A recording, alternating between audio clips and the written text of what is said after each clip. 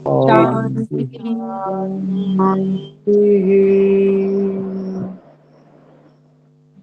ओम। वैशेषिक दर्शन के सातवें अध्याय के प्रथम आहनिक के 20 सूत्रों तक हम पढ़ चुके हैं।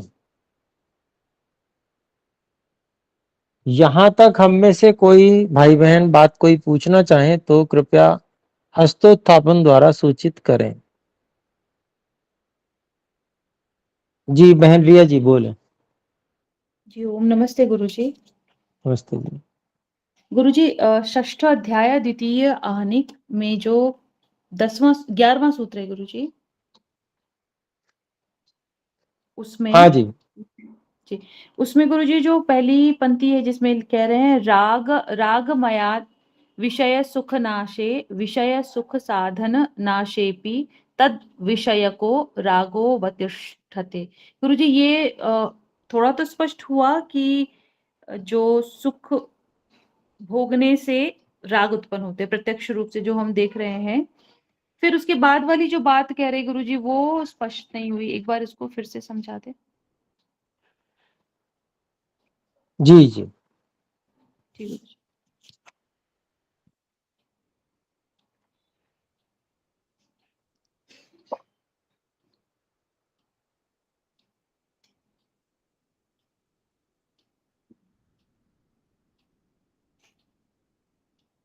तो छठे अध्याय के 11वें सूत्र तन्मय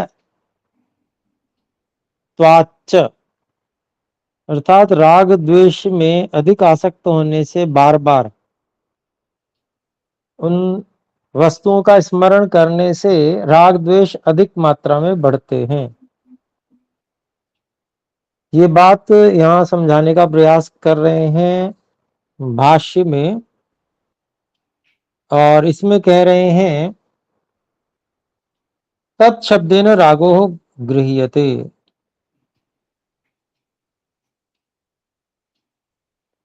तो तत्शब्द से राग का ग्रहण किया जाता है।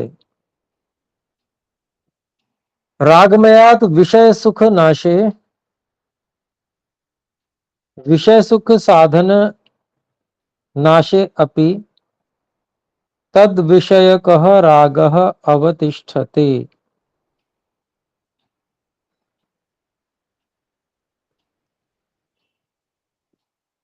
तो रागमय होने से अर्थात राग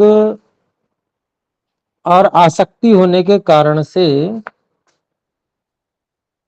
विषय सुख का जब नाश हो जाता है, अर्थात विषय सुख के साधन का जब नाश हो जाता है, तब भी उस विषय का राग जो है वो बचा रहता है, अवतिष्ठते रहता है।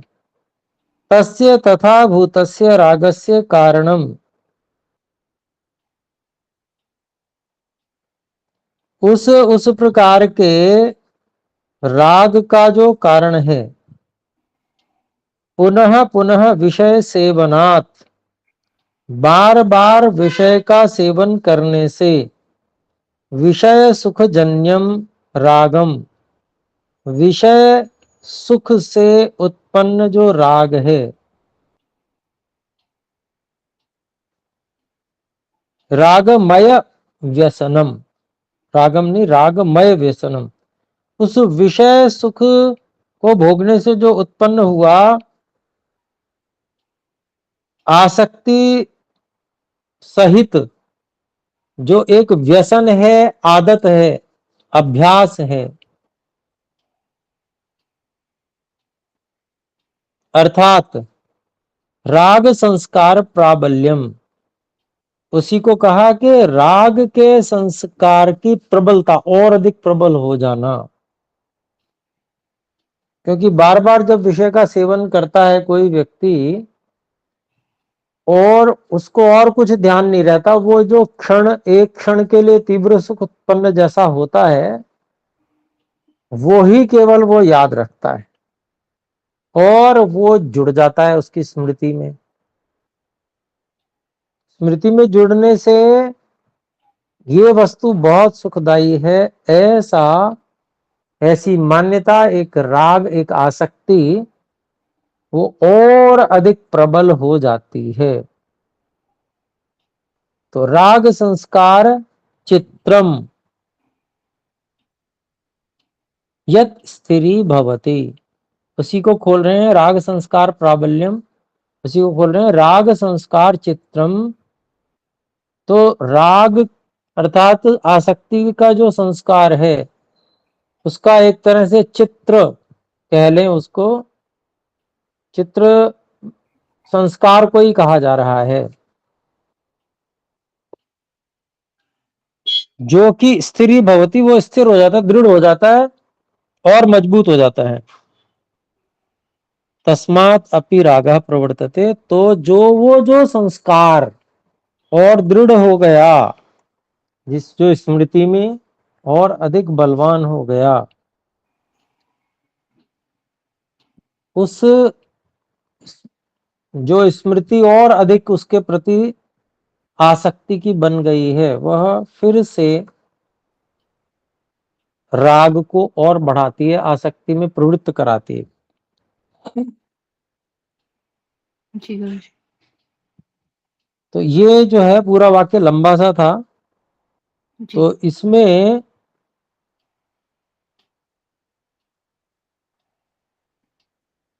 जो बात कही गई है वो यही है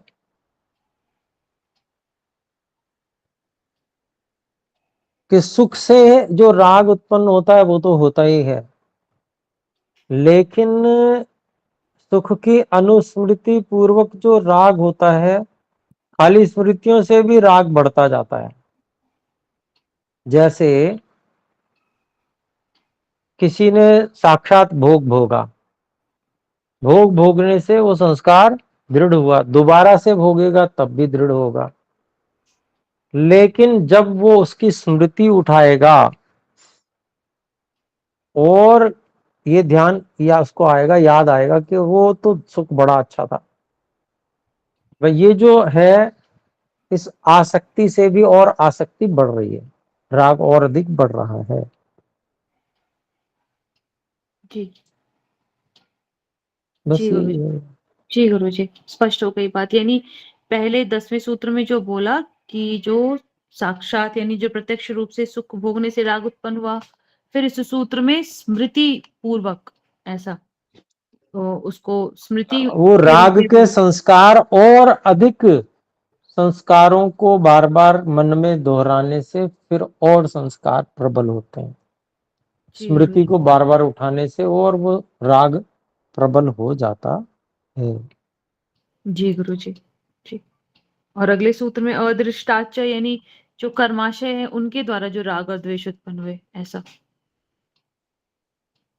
हाँ, मतलब वो परिस्थितियां ऐसे मिल जाती हैं व्यक्ति को फिर अदृष्ट के कारण से, जी तो जी। उन परिस्थितियों में वो उसको भोग भी मिलता है कर्म फल के अनुसार, हम्म, तो वो उससे और वो राग में फंसता जाता है, जी तो गुरुजी। अदृष्ट भी उसमें कारण बन जाता है और अधिक राग के संस्कार बनने में। हम्म, माता पिता भी वैसे ही मिलते हैं, वो भी वही सिखाते हैं कि बेटा बेटा बड़ा स्वादिष्ट है, जी बहुत अच्छी चीज है, आनंद है, आ जाएगा, तो वैसे ही सिखाते हैं उसको, जी संसार गुरुजी। में फंसने वाली बात है। वो क्या है, अदृष्ट है। जी जो अंधकार में फंसता है वो और अधिक फंसता चला जाता है, जो अंधकार का के लिए अपना आवरण भी वही तैयार करता है, और वही आवरण फिर उसको दोबारा भी ईश्वर दे देते हैं, कि जब तक तुम इसमें से स्वयं इच्छा पूर्वक नहीं निकलते, जब तक तुम्हें खुद समझ में नहीं आता, तब तक कोई जरूरत नहीं निकलने की, फंसे रहो। और अन्य आत्माओं को प्रेरणा, जो उससे निकले हुए हैं उनको प्रेरणा करते हैं कि भाई ये लोग दुखी हैं, इनको आप प्रेरणा करो, अच्छा कर्म कमाओ। जी तब वो गुरुजी। उनके सत्संग इत्यादि के माध्यम से संभावना बनती है कि वो कुछ उस विषय में करें। ऐसे ही शिविर लगाते हैं, स्वामी विवेकानंद जी हैं और भी उनके शिष्य हैं जितने भी, तो वो जो शिविर लगाते हैं उसमें यही इस राग द्वेष से बाहर निकलने के मार्ग बताए जाते हैं योगाभ्यास से। तो जो अंधकार में फंसे हुए बहुत ज्यादा लोग हैं, बहुत ज्यादा अंधकार में फंसे हुए हैं, अगर कोई संपर्क किसी तरह से मिल गया और वो पहुंच गए, फिर वो वहां से नहीं हटते। ऐसे बहुत से लोग देखे हैं हमने। फिर उनके परिवार के अन्य लोग विरोधी हो जाते हैं उनके विचारों के, तो उनको भी फिर क्या करना चाहिए, उनके बाकियों को भी लेके जाओ वहां पे उस शिविर में, तो सब समान विचार के बन जाएंगे, तो अपना फिर विरोध नहीं रहेगा। चलिए ठीक है। जी गुरुजी जी। बढ़िया से स्पष्ट है गुरुजी, धन्यवाद। गुरुजी एक शंका यह थी कि जो पिछले सूत्रों में भी कई जगह आया है, भावात्मक गुण यानी भाव गुण और भावना दोष, इसको एक बार गुरुजी ऐसे सूत्र समझ में आ संख्या। रही है। गुरुजी ये 9वें सूत्र में ही आई है कई जगह, ये जैसे कह रहे हैं ना, 9वें सूत्र के अंतिम में में हम्म। लिखा है, अहिंसादयस्तु भाव गुणाः खलुक्ताः अथ खलु भाव दोष। तो ये जो दो ये शब्द। 10वें सूत्र की भूमिका है।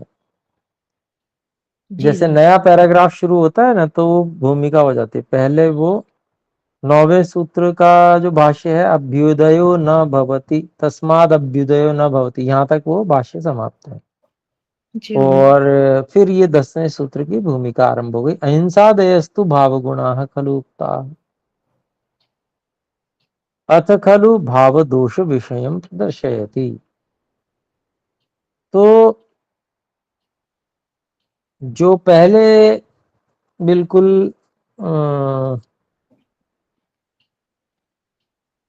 जो है ना, चातुराश्रम्य उपधा अनुपधाश्च भाव दोष उपधा दोषो अनुपधा, है जी ना, गुरुजी। ये तीसरा सूत्र चल चौथा। रहा था जो चौथा। जी। तो भाव दोष और भाव, उसके बाद में अर्थांतरम आ गया था। जी। तो अर्थांतरम में जो है अच्छे भाव को बताया गया। जी।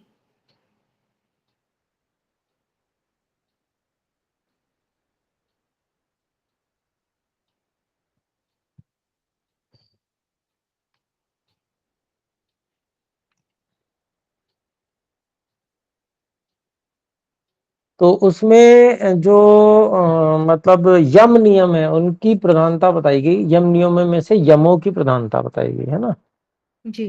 कि भाई यम जो है वो प्रधान है। अगर नियम का भी थोड़ा बहुत नहीं पालन कर पा रहा कोई व्यक्ति, तो उतनी बड़ी बात नहीं है। यम पालन कर रहा है तो फिर वो योग्य है, उससे व्यवहार कर सकते हैं। ठीक है जी। जी गुरुजी। तो जी यहाँ पर पूछना क्या था आपने? गुरुजी, ये जो कह रहे हैं ना भाव गुण, इससे किसका अभिप्राय लेंगे गुरु, जैसे अहिंसा चीजें हैं इत्यादि। देखिए, भाव गुण और भाव दोष। जी। तो यम नियम हो गए भाव गुण, जी और गुरु जी। इनके विपरीत जो वितर्क हैं वे हो गए भाव दोष। जी गुरु जी। स्पष्ट हो गई बात तो गुरु जी। भाव दोष विषय जो है वो राग और देश द्वेष से ही प्रवृत्त होते हैं। कोई व्यक्ति असत्य या हिंसा क्यों करेगा, उसके पीछे राग द्वेष कारण है, उसी के विषय में बता रहे हैं। जी गुरु जी। स्पष्ट है गुरु जी बातें। धन्यवाद गुरु जी। धन्यवाद जी। और कोई बात? गुरु जी स्पष्ट है भी। चलिए ठीक है। तो हम आ जाते हैं फिर 7वें अध्याय के। हमने 20वें सूत्र तक पढ़ लिया था। 20वें सूत्र में बताया गया नित्यम परिमंडलम।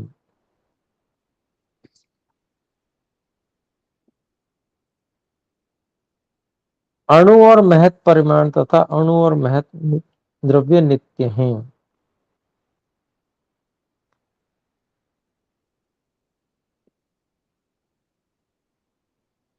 तो अणु में जो गिना गया वो परमाणु को गिना गया, महत में आकाश को, दोनों ही नित्य हैं।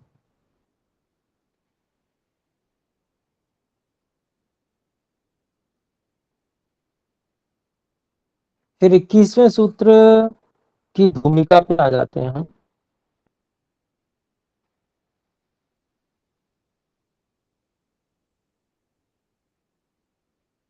आमलकादिवत कथम नापकर्षापेक्षम परमाणु स्यादणु परिमाणमनित्यम तथा कथम नोत्कर्षापेक्षमाकाशे महत्वमनित्यमित्यत्रोच्यते। अलग अलग करते हैं शब्दों को। आमलक आदिवत कथम न अपकर्ष अपेक्षम परमाणु स्यात् अणु परिमाणम अनित्यम। तो कह रहे हैं कि भी आंवले आदि के समान अपकर्ष और इत्यादि की अपेक्षा परमाणु में क्यों नहीं है? परमाणु में भी होनी चाहिए।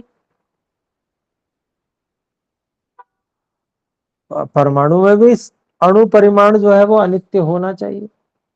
कहने स्याद अणु परिमाणम अनित्यम, परमाणु स्याद अणु परिमाणम अनित्यम। तो परमाणु में भी जो अणु परिमाण है वो भी अनित्य होना चाहिए। उसमें आंवले के समान अपकर्ष उत्कर्ष इत्यादि की अपेक्षा से बात क्यों नहीं कर रहे आप?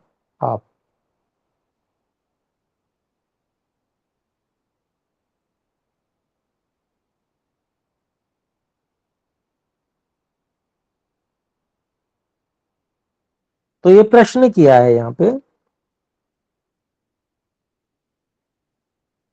और फिर कहते हैं तथा कथम नोत्कर्ष अपेक्षम आकाशे महत्वम अनित्यम इति अत्रोच्यते। उत्कर्ष की अपेक्षा से आकाश में जो महत्व है वो क्यों नहीं अनित्य कहा जा रहा है? तो उसके बारे में बता रहे हैं अत्रोच्यते। अविद्या च विद्यालिंगम, अविद्या च विद्यालिंगम। कहते हैं जैसे अविद्या विद्या की सत्ता का प्रमाण है, वैसे ही अनित्य परिमाण नित्य परिमाण का प्रमाण है। जब आप कुछ नित्य अगर मानोगे ही नहीं तो सभी कुछ अनित्य मानना पड़ेगा। प्रश्न तो ऐसे ही किया जा रहा है ना कि परमाणु को भी अनित्य मानो। तो भाई अगर आप सब कुछ को ही अनित्य मान लोगे फिर नित्य क्या रहेगा? और अनित्य शब्द स्वयं अपने आप में ये कह रहा है कि नित्य होता है, क्योंकि नित्य से ही अनित्य बना हुआ है। नित्य का निषेध करने के लिए है अनित्य। तो अर्थात कहीं नित्य है तभी तो अनित्य की बात की जा रही है। अनित्य और नित्य सापेक्ष हो गए।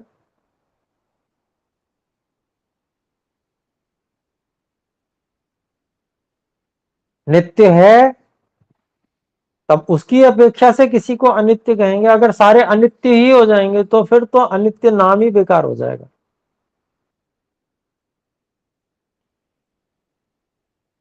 तो ऐसे ही ये जो उदाहरण दिया गया है अविद्या च विद्यालिंगम। तो आइए भाष्य देखते हैं। अविद्या च विद्यालिंगम यथा ही अविद्या कथनात् विद्यालिंग्यते ज्ञायते यदस्ति विद्या। कहते हैं जिस प्रकार से अविद्या ये कहने से विद्या की पहचान हो जाती है, पता चलता है कि विद्या है। नहीं विद्यामंतरेण अविद्या भवति। विद्या के बिना अविद्या कैसे हो जाएगी? विद्या के बिना अविद्या नहीं होती। तथैव, वैसे ही, अपकर्षम अपेक्ष अणुपरिमाणम अनित्यम सत स्वभिन्नम नित्यम अणुपरिमाणम क्वचित वर्तमानम साधयति।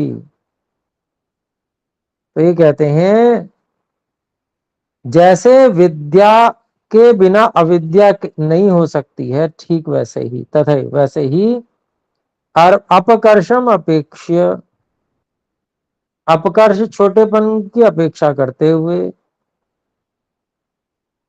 अणुपरिमाणम अनित्यम सत, अणुपरिमाण जो है वो अनित्य होता हुआ, स्वभिन्नम अपने से भिन्न, नित्यम अणुपरिमाणम क्वचित वर्तमानम अपने से अलग, नित्य अणुपरिमाण कहीं पर वर्तमान है, ऐसा साधयति, ऐसा सिद्ध करता है।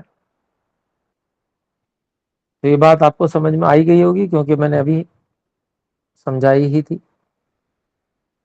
फिर आगे कहते हैं परमाणु खलु अपकर्षो निरतिशयम तस्मात् तत्र अणुपरिमाणम स्थितम एव। तो कहते हैं कि भाई परमाणु में जो न्यूनता है ना, वो निरतिशय हो गई, सबसे कम हो गया, वो सबसे अधिक अपकर्ष उसको माना जाएगा। इसलिए तस्मात् तत्र अणुपरिमाणम, इसलिए वहां पर अणुपरिमाण स्थितम है, वो उसमें अणुपरिमाण स्थित हो गया, वहां पर अपेक्षा की बात नहीं की जाएगी। फिर आगे कहते हैं तथैव उत्कर्ष अपेक्ष, तथैव तथैवोत्कर्षम अपेक्ष, तथा एव उत्कर्षम अपेक्ष, ऐसे ही उत्कर्ष बड़ेपन की अपेक्षा करके, महत् परिमाणम अनित्यम सत, महत् परिमाण अनित्य होता हुआ, स्वभिन्नम अपने से भिन्न, क्वचित वर्तमानम कहीं पर वर्तमान, नित्यम महत् परिमाणम नित्य महत् परिमाण को साधयति सिद्ध करता है। आकाशे खलु उत्कर्षो निरतिशयत, निरतिशय, जो आकाश है उसमें निरतिशय सबसे अधिक उत्कर्ष है, तस्मात् तत्र महत् परिमाणम नित्यम अस्ति, इसलिए वहां पर महत् परिमाण जो है वो नित्य है।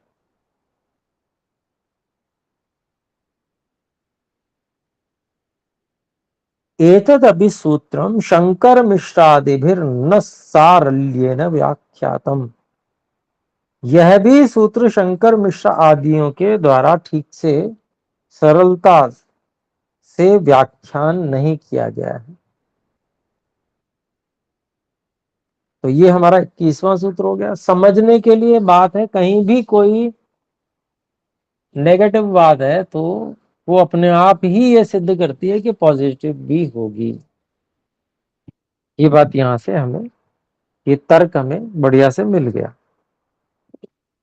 तो आइए देखें अगले 22वें सूत्र की भूमिका है कथम आकाशे महत् परिमाण। कहते भाई आकाश में कैसे महत् परिमाण है? नहीं तत्र आकाशे अवयवोत्कर्षो निरतिशय तस्य निरवयवत्वात्। तो कह रहे हैं यहां पर आकाश को निरवय मानकर चल रहे हैं कि आकाश एक ही है और नित्य है, इसलिए उसको निरवय मान के चल रहे हैं। जैसे परमाणु को निरवय मान के चल रहे हैं, वैसे तो परमाणु भी निरवय नहीं है। हम सांख्य की दृष्टि से देखें तो वो भी सावयव है, लेकिन वो भी निरवय मान के चल रहे हैं। और आकाश भी नित्य है यहाँ पर, क्योंकि इसलिए उसको भी निरवय मान के चल रहे हैं। वैसे है नहीं निरवय, लेकिन मान के चल रहे हैं। ऐसा तो कह रहे हैं नहीं तत्र आकाशे अवयवोत्कर्षो निरतिशय, उस आकाश में अवयवों का उत्कर्ष सबसे अधिक उत्कर्ष नहीं हो सकता। क्यों? तस्य निरवयत्वात्, क्योंकि वो निरवयव है। अत्र उच्यते उसके बारे में कहते हैं, बताते हैं। तो 22वां सूत्र है विभवान महान आकाशः तथा च आत्मा। ये पूरा एक ही सूत्र है, क और ख में बांट रखा है। फिर 23वां सूत्र है तदभावात अणुमनः।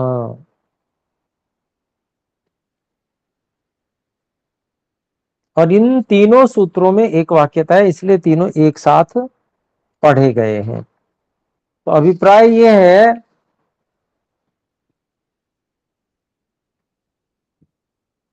विभवान व्यापक होने से आकाश महत परिमाण वाला है। ठीक है जी। और कहा तथा च आत्मा, ऐसे ही परमात्मा भी महत परिमाण वाला है। यहां आत्मा परमात्मा के लिए प्रयोग किया गया है, क्योंकि विभव कहा जा रहा है, विभु यानी कि सर्वव्यापक। और फिर कहते हैं तद अभावात अणुमनः, और व्यापकत्व का अभाव होने से मन अणु है। और तथा च आत्मा यहां भी लगा लेंगे, तो इसी प्रकार से व्यापकत्व का अभाव होने से जीवात्मा भी अणु है। तो दो उदाहरण दोनों से दो प्रकार के चेतनों को लगा लेंगे हम। तथा च आत्मा एक बार लिया, दूसरी बार भी ले लेंगे।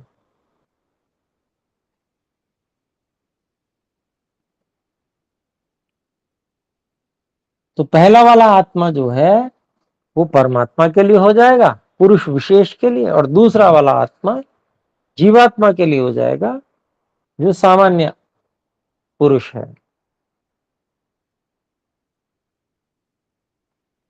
तो आइए इसका भाष्य देखते हैं। समय क्या हो गया? समय हो चुका है, तो फिर इसका भाष्य बाद में ही देखेंगे। तो आइए मिलकर एक बार ओम का उच्चारण करें। ओम।